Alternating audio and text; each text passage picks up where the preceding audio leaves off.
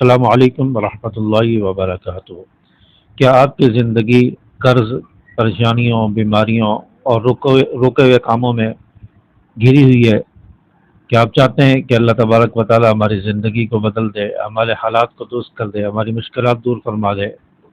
تو آج کی ویڈیو میں آپ کو 3 ایسے طاقتور استغفار بتانے جا رہا ہوں جو آپ کی زندگی بدل سکتے ہیں۔ اور آخری استغفار یہ بہت ہی اہم ہے، ویڈیو کو آخر تک دیکھیں تاکہ آپ کو فائدہ ہو اور آپ ان استغفار کو اپنی زندگی بدلنے کے لیے اپنی زندگی میں لانے کی کوشش کریں، اپنا معمول بنائیں۔ دیکھیں قرآن پاک میں اللہ تبارک و تعالیٰ کا ارشاد ہے کہ تم اللہ تبارک و تعالیٰ سے اپنے گناہوں کی معافی مانگو، اللہ تعالیٰ تمہیں معاف کرے گا، تمہیں بخش دے گا اور تمہیں مال و اولاد عطا فرمائے گا، بارشیں برسائے گا، تمہیں رزق دے گا۔ تو اس آیت سے اور قرآن کی بات سے یہ بات سمجھ آئی ہے کہ استغفار صرف آخرت بنانے کے لیے نہیں ہے بلکہ دنیا بھی سنوارتا ہے، دنیا کی زندگی کو بھی بدلتا ہے اور دنیا کے حالات بھی بدلتے ہیں۔ تو استغفار یہ ایک عظیم جملہ ہے، یہ اللہ کے خزانوں کی چابیاں ہیں، اور ان کو آپ پڑھیں گے تو اللہ تبارک و تعالیٰ آپ کی زندگی بدلیں گے، آپ کی تقدیر بدلیں گے، آپ کے رزق میں اضافہ فرمائیں گے، آپ کے گناہ معاف ہوں گے۔ تو ہمیں کون کون سے استغفار کرنے چاہیے؟ تو سب سے پہلے استغفر اللہ و اتوب الیہ، یہ استغفار ہے، بہت آسان ہے اور طاقتور استغفار ہے، اور آپ صلی اللہ علیہ وسلم روزانہ کثرت سے اس استغفار کو پڑھا کرتے تھے۔ استغفر اللہ و اتوب الیہ، اس کا ترجمہ ہے اے اللہ مجھے معاف فرما اور میں تیری طرف توبہ کرتا ہوں۔ تو استغفار کو اپنی زندگی کا حصہ بنا لیں۔ استغفر اللہ و اتوب الیہ چھوٹا سا استغفار ہے اور اتنی دیر بھی نہیں لگے گی، تو اس کو آپ صبح شام 100 مرتبہ پڑھیں، فجر کے بعد 100 مرتبہ پڑھ لیں، پھر مغرب کے بعد یا عشاء کے بعد 100 مرتبہ پڑھ لیں۔ اس استغفار کو بھی اپنی زندگی کا حصہ بنائیں۔ اسی طرح ایک اور استغفار ہے، رب اغفر لی وتب علی انک انت التواب الرحیم، یہ بھی بڑا بہترین استغفار ہے، یہ انسان کے ٹوٹے ہوئے دلوں کو جوڑتا ہے اور انسان کی پریشانیوں کو ختم کرتا ہے۔ رب اغفر لی وتب علی انک انت التواب الرحیم، اے اللہ مجھے معاف فرما، میری توبہ قبول فرما، تو توبہ قبول کرنے والا ہے، مہربان ہے۔ تو اس کا ترجمہ ہے، کتنا بہترین ترجمہ ہے۔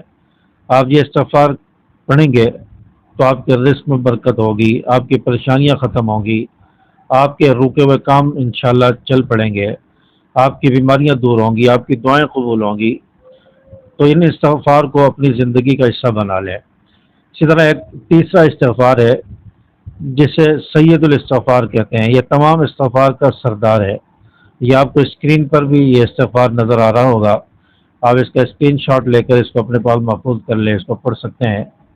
تو سید الاستغفار اس کی بہت زیادہ فضیلت ہے۔ حدیث مبارکہ میں آتے ہیں کہ آپ صلی اللہ علیہ وسلم نے ارشاد فرمایا کہ جو صبح کے وقت سید الاستغفار پڑھ لے اور شام ہونے سے پہلے موت آ گئی تو اللہ تعالیٰ اسے جنت میں داخل فرمائیں گے، اور جو شخص رات کو پڑھ لے اور صبح ہونے سے پہلے موت آ گئی تو اللہ تعالیٰ اسے جنت میں داخل فرمائیں گے۔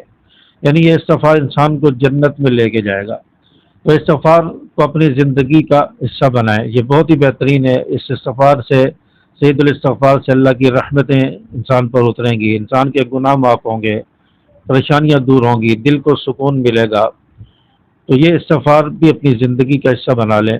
اسے ایک مرتبہ صبح پڑھ لیں اور ایک مرتبہ شام کو پڑھ لیں، صبح اور شام ایک ایک مرتبہ اسے پڑھ لیں، تو انشاءاللہ اس سے آپ کو بہت زیادہ برکات نصیب ہوگی۔